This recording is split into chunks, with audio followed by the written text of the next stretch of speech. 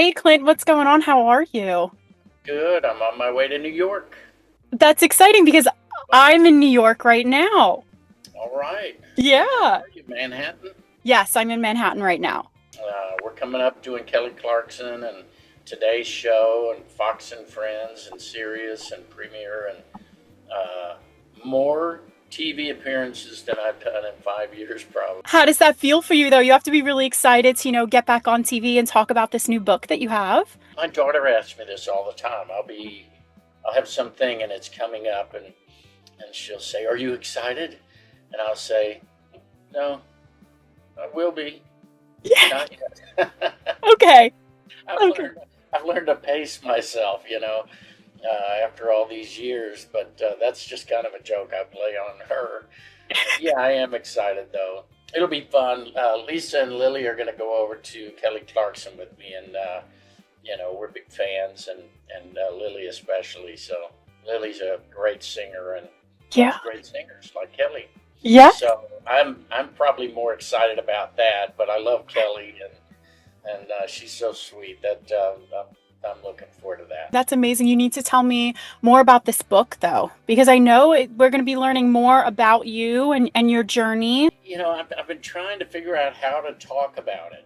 There were some really dramatic moments in my life and my personal life back before the records, and then after the records, some really dramatic moments in my life that I've never talked about, just because I'm not going to whine about it. We all have into every life, or the rain must fall. It's not an autobiography, so it isn't everything. It's memoir. So I'm just remembering the dramatic moments that I think won't be redundant.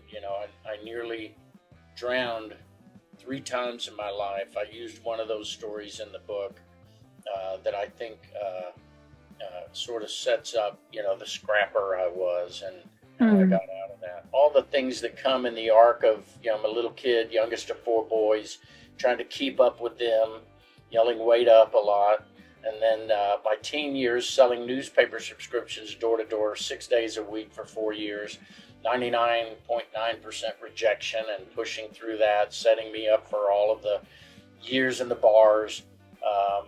I take us through a lot of that. And then when the record business, when I got into the record business, then a lot of it is seen, country fans, and media, they're capturing a lot of what happened then. But so much was happening behind the scenes, and I tried to share enough of that for it to be fun, where people could see, oh, when that was happening, you did that backstage. I pushed Wynonna into a broom closet and played a bad goodbye for her, and stuff like that. So some fun stuff in there, and then things that I never talked about. I went through a series of about 20 years of surgeries every year from Yep. an accident, and spinal injuries, and then our pregnancies, finally having a baby. Never talked about that stuff. Okay. But a lot of it is a lot like everyone else's life, just like you. These things have happened to me. And but in the setting of a big career exploding, and then all those years and hanging out, meet Clint Eastwood and James Garner and Mel Gibson and all, funny thing with Jodie Foster on set when she did a nice thing for me. Uh, then it's not like anybody else's life. No, not at all. And I want to know what that conversation was like with your team when you said, I'm going to put out a memoir. I want people to know this side of me that they haven't discovered yet. What was that like? You have it backwards. I was not going to write a book. Okay. They talked me into it. Oh, So it was my wow. team saying, "You should do this." And my wife has told me for years, when I would tell her stories, "You need to write a book." And I'd laugh and laugh and say, "I'm not writing a book. It's hard." Yeah. It would be hard. And then my team ganged up on me and really convinced me that, it'd be great for you to write a book. What really took convincing was that I could write a book. Okay. And I had help from Craig Shelburne, who recorded all these interviews with me, and then with me and Lisa and Lily, and then with me and band guys who've been around forever, and transcribed that so that I could go through and pull out what I wanted to write about. And Okay. then timeline, course. And knowing that I was going to have his help, and I knew with a great publisher like HarperCollins and Lisa Sharkey at Harper Influence that I was going to have a great editor, and I knew what editors can do for a book and the quality of it. So they convinced me, and I agreed to do it. And then I got that pain in my stomach I always get when I agree to do something scary. Oh my goodness. I was going to say, was it scary putting some of these, things that happened in your life in this memoir? Because, like we said, people wouldn't know that this was happening while it was. Things that were very personal, I talked with Lisa about it, and I just overwrote. I overwrote the book, and then I had my input from Craig and from Maddie Piglieri at the publisher, my editor, and I listened and culled it down into something digestible. The things that were deeply personal that I'd never talked about before, those are the ones that we struggled with. I don't mind talking about my surgeries. I marvel at the medical technology, but the things with like our pregnancies, that was a shared personal story. Yeah, yeah. And what would you say was like your proudest moment when you put this all together? Looking back on it, you're like, oh, I'm so proud of this. I put, a certain topic in, or maybe even like when you saw the finished project. Watching my wife and daughter read the book and hearing their feedback and their reactions.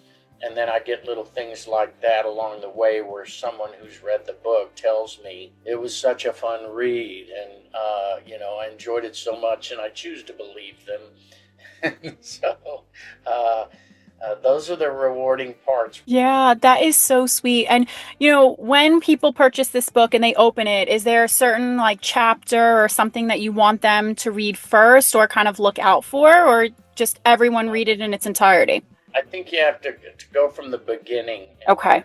It's a journey, and it starts off with a really dramatic story where I could easily have died, and I was near drowning. There were 3 times in my life when I could have drowned. There was this one where there was a parallel threat along with the drowning, and then one other time when I was cracked my head on the pool and I was unconscious in the water, and some stranger saved me. And I didn't put that in there because one drowning story will do. But yeah, you really have to start from there, and then you get a little bit of my really early years. I was almost had an attempted kidnapping on me when I was little, and how my mom set me up for success in that situation. You'll get a sense of who that little guy was on his journey and through the bars, and maybe understand who that guy was who emerged in 1989 and all of those things that followed. Since we are Celeb Secrets, we have little like fun little twist on this. Okay. Now, what's like a behind the scenes secret when you were putting together this memoir that we wouldn't know just by reading it? Oh boy, that's a tough question. Maybe it's not a big, the thing that came to mind was the headaches. I was 10, 11, 12 hours at times for days on end, just at the laptop writing.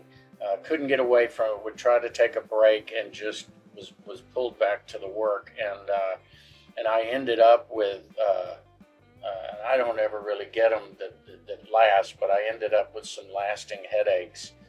And I had to close the laptop for a while. Oh my goodness. Yeah, it is exhausting putting together a memoir and doing everything that you're doing. You're a busy guy, so I'm happy for you, though. Here's another little behind-the-scenes secret. Story about George Harrison in there when Eric Idle invited us over to dinner at his house. He's Monty Python, who wrote the Galaxy song that I covered. And George Harrison was going to be there, and we ended up... Tom Hanks and Rita and Harry Shearer. We were all sitting around playing Beatles songs all night. And there's a funny little thing I wanted to tell in there, but I called Eric Idle, found him in the south of France, and had a conversation with him about it in his very British way. Well, did it happen? Then you can write about it. Or call Peter Asher and ask him what he thinks about what you're talking about. So that was really fun. I hadn't talked to Eric in a while.